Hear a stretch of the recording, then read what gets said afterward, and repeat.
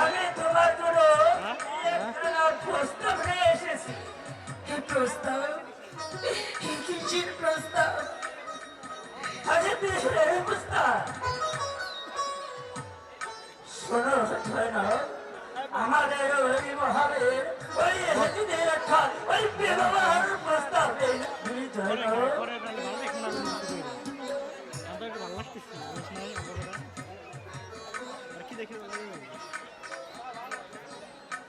এই যে দিয়েছি,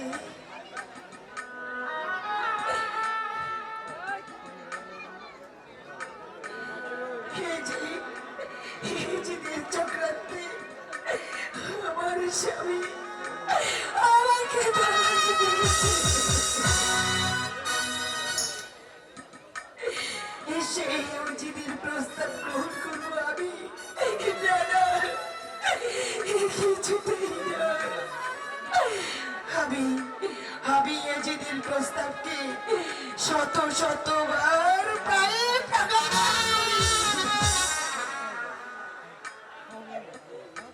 তাহলে এই দিন আরেকখানা প্রস্তাব আছে। আরেকখানা প্রস্তাব? আমাদের ওই মদিনার ওই মহাবীর হযরত পুত্র ওই হাসান সাহেব একখানা প্রস্তাব দিয়েছে। আচারি প্রস্তাব? আমি ওনার প্রস্তাবে রাজি, আর ওনার প্রস্তাব আমি শত শতবার জানাই চুম্ব।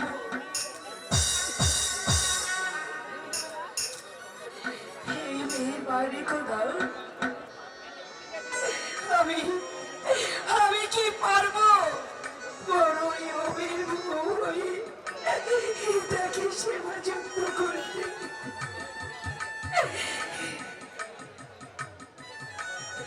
এই মেয়ের বাড়ি খোদা, আমাকে আমাকে তুমি শক্তি দিও খোদা, আমাকে তুমি শক্তি দিও ভাই। আমি আমি তো তার বাড়ি চিনি না, তুমি তুমি আমাকে সেখানে নিয়ে যাবে? নিয়ে যাবো। ঠিক আছে ভাই, আমাকে তুমি নিয়ে চলো। তাহলে চলো।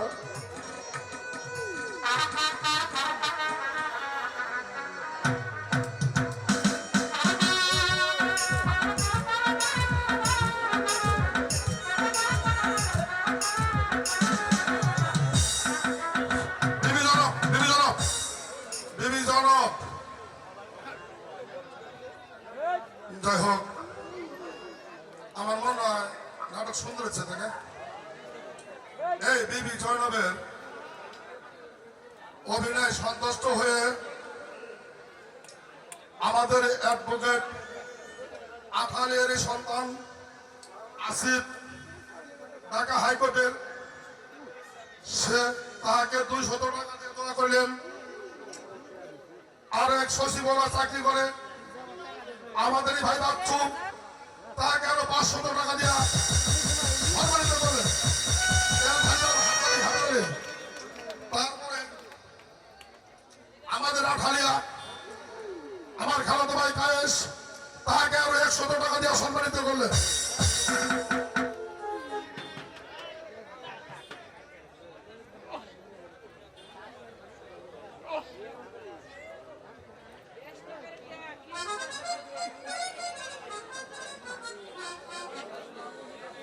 কাঞ্চননগর হত্যাগত আমাদের এক ভাই সফর নেওয়া তাকে আরো 100 টাকা দিয়া সম্মানিত করলেন বিবি জয়নবকে।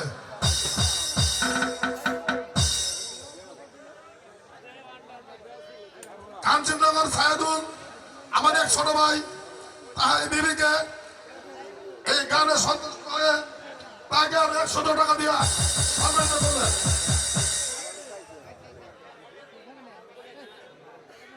আঠালিয়া হজর মেয়ে মনে আমার স্বাস্থ্য বোন এই বিবি জয়নবের অভিনয় সন্তুষ্ট হয়ে তাকে 100 টাকা দিয়ে সম্মানিত করলেন। ওরে ভাই আর কোন যাই হোক, আপনারা ধৈর্য সহকারে আমাদের অনুষ্ঠান নাম উপভোগ করুন।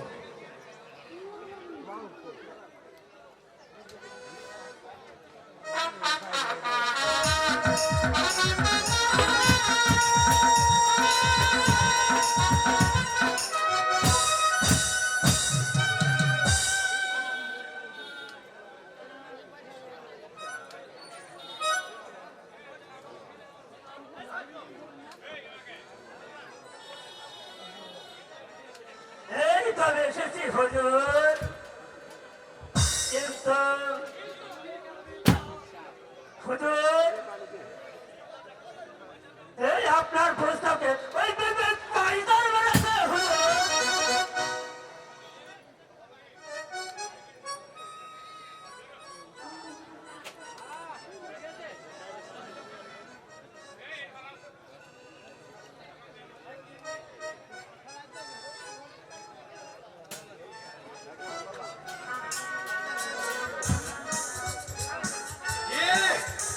আমার আমার পুস্তকের বিবি পয়সা হ্যাঁ হ্যাঁ হুজুর, আর এত বড় সুদ আমার পুস্তককে পয়সা বলে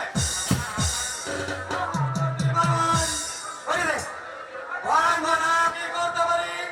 হ্যালো হ্যালো হুজুর ওই বিবি জয়নব, আরে বিবি জয়নব ওই ঘরে লোকটা স্বামী দিল কখন বেড়াতে হুজুর।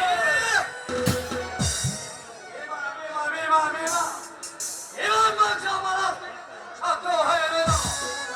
মহামন্ত্রী বলবান বলেন জনাব, আপনি বলুন এখন আমি কি করতে পারি? আমি আমি আমার ওই প্রস্তাব পাঠিয়েছিলাম, তুমি বলো ইমানকে কোথায় পেলে? বলো বলো জবাবটা। হুজুর